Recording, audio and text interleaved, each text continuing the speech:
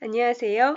오늘은 스펀지 케이크를 만들어 볼 거예요. 제가 베이킹은 잘 못하지만은 너무 많은 분들이 잘못된 방법, 비효율적인 방법으로 만들고 계시더라고요. 오늘 제 비디오 보시고 제가 점가는 비교가 안 되는 맛있는 스펀지 케이크 집에서 만드세요.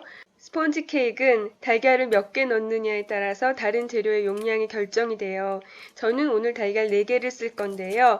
흰자와 노른자를 분리하지 않았어요. 흰자와 노른자를 분리해서 흰자 먼저 머랭으로 크게 부풀린 다음에 노른자와 섞어주는 방법이 정석인데요. 달걀 노른자에는 지방이 있거든요. 그래서 그 지방이 머랭을 꺼트려요. 달걀을 분리하지 않고 거품을 낼 경우에는 노른자에 있는 지방 때문에 부푸는데 시간은 많이 걸리지만은 결과적으로 보면은 분리했을 때랑 분리하지 않았을 때랑 최종 볼륨은 비슷해요. 그렇기 때문에 귀찮게 분리하지 않고 흰자와 노른자를 같이 부풀리시는 게 좋아요. 여기다가 설탕을 넣어야지 되거든요. 달걀 하나가 보통 50ml예요. 달걀 4개면은 200ml잖아요. 설탕은 그 반, 100ml를 넣어주시는 게 가장 맛있어요. 하지만 꼭 50%를 넣어야 되는 건 아니고요. 달걀의 40%에서 60%까지 가능해요. 50%가 집에서 만드는 베이킹의 특권이라고 할 수 있는 가장 맛있는 맛이고 60%는 맛있는 제과점, 맛없는 제과점은 설탕을 더 많이 넣어요. 반드시 설탕을 넣으셔야 돼요. 여기다가 꿀이나 시럽을 넣으시는 분도 계신데요. 액체가 들어가면은 달걀이 거품이 안 일어나요. 설탕의 단맛뿐만 아니고 그 결정체 모양이 달걀 거품에 상처를 내면서 공기를 그 안에 집어넣어줘요. 저는 지금 식용유 20ml에다가 바닐라 엑스트랙트 티스푼 반 개를 넣어줬어요. 그리고 계란 거품 조금을 같이 섞고 있어요.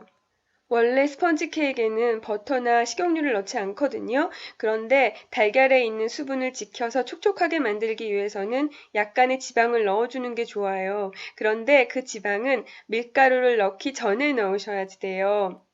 케이크를 만드실 때는 튀김처럼 밀가루의 글루텐 성분이 최대한 나오지 않게 만드셔야지 돼요. 수분이랑 밀가루랑 만나면 글루텐이 생기거든요. 그래서 수분이랑 밀가루랑 만나기 전에 기름을 넣어주는 거예요. 그러면은 밀가루 하나하나 사이에 기름이 들어가면서 수분이랑 직접 닿는 거를 방해해줘요. 그런데 이때 버터는 넣으시면 안 돼요. 버터는 달걀 거품을 다 깨트려 버려요. 그 반면에 식물성 기름 같은 경우에는 달걀 거품을 보호해줘요. 그렇기 때문에 반드시 식용유를 넣으세요. 꼭 버터를 넣고 싶으신 분은요, 버터 케이크를 만드세요. 버터 먼저 녹여서 밀가루랑 섞어서 만드는 케이크인데요. 그때는 베이킹 파우더로 부풀리세요. 힘들게 달걀 거품 내놓고 버터를 넣어서 꺼트리는 거는 저는 전혀 이해가 안 되더라고요. 글루텐은 생길 대로 생겼잖아요. 이제 밀가루를 넣어야 되는데요. 밀가루의 양은 설탕보다 적게 넣으셔야 돼요. 중량 기준으로 적게 넣으셔야 돼요. 밀가루는 20%가 공기예요. 그래서 밀가루 100ml면은 사실은 80g 정도밖에 되지 않거든요. 설탕을 제가 100ml 넣었는데 밀가루도 100ml, 부피 기준으로는 같게 무게 기준으로는 20% 적게 넣어주시는 게 모양도 좋고 맛도 좋아요. 밀가루 120ml를 넣으셔도 되는데요. 그때는 모양은 단단해서 선물용으로 좋은데 맛은 없고요. 밀가루를 80ml 넣으시면은 맛있지만 모양이 금방 무너져요. 그리고 밀가루를 넣으실 때는 절대 체에 치지 마세요. 50년쯤 전에는 체에 쳤어야 돼요. 왜냐면 밀가루 재분 기술이 발전하지 못해서 큰 덩어리도 있고 돌도 섞여 있고 그랬어요. 하지만 요즘은 재분 기술이 너무 좋아서 체에 치실 필요가 없고요. 체에 치는 동안 밀가루가 달걀 거품을 꺼트리고 있어요. 지금 체 위에 보면은 밀가루가 약간 좀 뭉쳐 있는 데가 있는데요. 저걸 풀어주기 위해서라도 체질을 해야겠다 생각하시겠지만은요. 쟤네들은 체 밑으로 들어가면 다시 뭉쳐요. 다시 말하면 체질은 전혀 할 필요가 없으시고요. 밀가루 넣으실 때는 저렇게 달걀 거품을 좀 한쪽으로 밀어주세요. 그리고 밀가루를 넣어주시고 섞어주시면 돼요. 달걀 거품은 반드시 밀가루 위에 있어야 돼요. 그래야지 밀가루가 달걀 거품을 꺼트리지 않거든요. 섞으실 때는 밀가루를 달걀 거품으로 적신다 이렇게 생각하세요. 아까 밀가루를 바닥에다가 넣어줬잖아요. 바닥에 밀가루가 깔려 있으니까 바닥 긁고 달걀 거품 섞고 그리고 저렇게 칼로 썰듯이 저렇게 섞어주시면 돼요. 근데 섞을 때마다 밀가루가 터지면서 계속 끝없이 나오거든요. 이렇게 계속 섞으면은 달걀 거품이 꺼지기도 하고요. 그리고 글루텐이 계속 형성이 돼요. 그럴 때는요, 여기서 멈추시고요.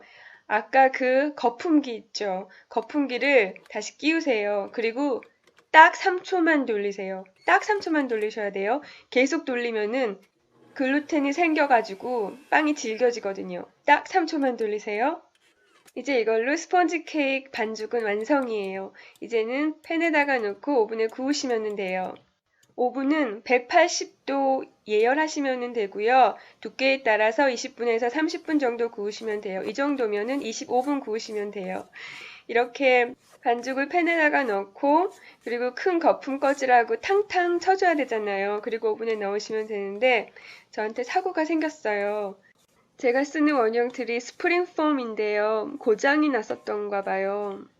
제가 반죽 다 넣고 탕탕 치려고 했더니 저렇게 다 빠져버렸어요. 그래서 급하게 스텐으로 된 사각형 용기가 있어서 거기에다가 구웠더니 이렇게 나왔어요. 근데 사실 제가 이렇게 해서 먹어요.